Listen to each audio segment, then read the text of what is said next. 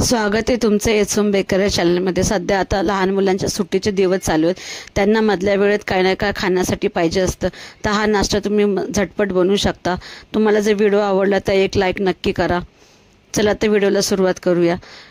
इथे मी कढई गरम करत ठेवलेली आहे, त्याच्यामध्ये 1 चम्मच एवढं तेल टाकलेलं आहे, अर्धा चम्मच जिरा टाकूया आणि इथे 1 कप एवढा मी बारीक रवा घेतलेला आहे तो टाकूया आणि चांगलं मिक्स करून घेऊया। तुम्हाला एक विनंती आहे, तुम्हाला जर माझे व्हिडिओ आवडले तर माझ्या व्हिडिओला लाईक करा, माझ्या चॅनलला सबस्क्राईब करा आणि माझे व्हिडिओ तुमच्या मित्रमैत्रिणीला शेअर करा। आता इथे आपला रवा चांगला गोल्डन ब्राऊन झालेला आहे।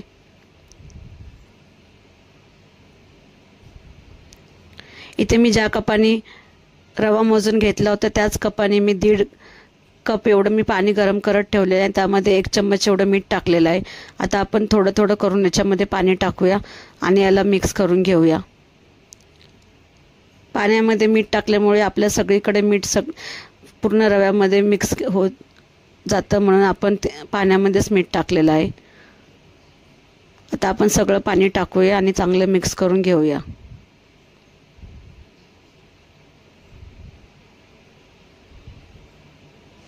आता रव्याने सगळं पाणी शोषून घेतलेलं आहे। त्या तळापासून ढवळत आपण चांगलं याला मिक्स करून घेऊया, याच्या गुठळ्या सगळ्या मोडून घेऊया।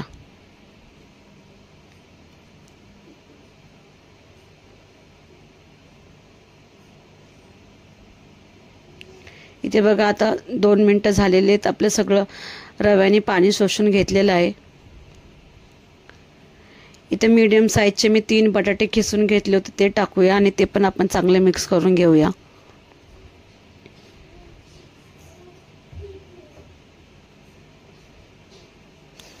हा नाश्ता एवढा झटपट होतो, तुम्ही रोज नाश्ता बनवू शकता।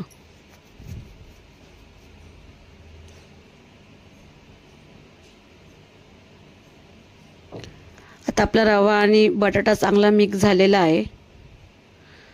आता याला आपण थंड करून घेऊया। याला जास्त थंड करायचं नाही, कोमट असतानाच आपल्याला याला मळून घ्यायचं आहे। याला चांगलं मळून घेऊया। बटाटा आणि रवा आपल्याला चांगला एकजीव करून घ्यायचा आहे।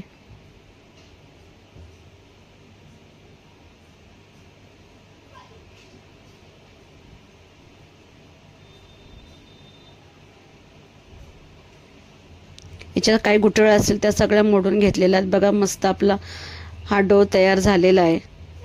आता याचे मी 2 भाग करत आहे, एक भाग मी प्लेनच ठेवत आहे आणि एका भागामध्ये आता आपण काही स्पाइसेस ॲड करूया। इथे मी पाव चमचा एवढं जो पिझ्झामध्ये टाकतात सीझनिंग ते टाकलेलं आहे आणि थोडं चिली फ्लेक्स टाकलेलं आहे। तुमच्याकडे जर ऑर्गॅनो असेल तर तुम्ही ते पण टाकू शकता, पण माझ्या लहान मुलांना प्लेन आवडतं म्हणून मी टाकत आहे आणि माझ्या मोठ्या मुलाला तिखट आवडतं म्हणून मी याच्यामध्ये तिखट टाकलेलं आहे। तुम्ही तुमच्या इच्छेनुसार याच्यामध्ये दुसरे पण मसाले टाकू शकता। आता हे मळून झालेलं आहे। आता एक त्याच्यातला छोटा गोळा घेऊया, जास्त मोठा घ्यायचा नाही, छोटाच घ्यायचा, लिंबूच्या साईजचा, आणि याच्यामध्ये बघा मी बोटाने हे करत असं आपण जसं मेंदू वडा बनवतो तसंच बनवले, पण ते छोटे छोटे बनवले। मेंदू वडा थोडे मोठे असतात, इथे मी छोटे बनवले आहेत आणि किती मस्त आपले दिसत आहेत। सगळे आपण आता असेच बनवून घेऊया। हे दिसायला एवढे छान दिसतात ना की तुमचे मुलं बघताच याला लगेच खाणार। आता बघा इथे मी दुसरं पण बनवलं आहे।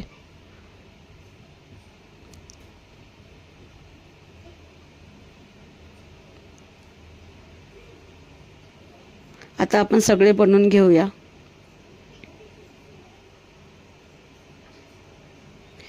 इथे जर तुमच्या बोटाला जर चिटकत असेल तर तुम्ही बोटाला थोडंसं तेल लावा आणि मग याच्यामध्ये होल करून घ्या, म्हणजे हे चिटकल्या जाणार नाही आणि मस्त आपले रवा डोनट तयार होतील। इथे आता सगळे करून झालेले आहेत। इथं तेल गरम करत ठेवलेलं आहे, मीडियम गॅसवर तेल गरम केलेलं आहे। आता गॅस आपल्याला हाय करायचे आहे, स्लो गॅसवर मीडियम गॅसवर आपल्याला तळायचं नाही, एकदम हाय गॅसवरच तळायचे आहेत। जर मीडियम आणि स्लो गॅस केला तर हे तेलामध्ये विरघळल्या जाणार, म्हणून आपल्याला लक्षात ठेवा हे फास्ट गॅसवरच आपल्याला तळायचे आहेत. आता बघा 2 मिनिटानंतर बघा हे आपोआप वरती आलेले आहेत.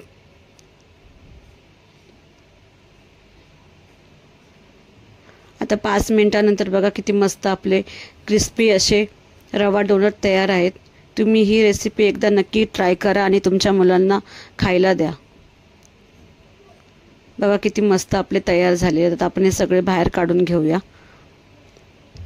आता इथे मी टमॅटो केचप घेतलेला आहे. तुम्हाला जर दुसरा वेगळा काय शेजवान चटणी, चिल्ली सॉस काय आवडत असेल तर तुम्ही ते पण टाकू शकता. बघा किती मस्त आपले क्रिस्पी डोनट तयार झालेले आहेत. आणि आता एक मी तोडून दाखवते. बघा किती क्रिस्पी झालेले आहेत.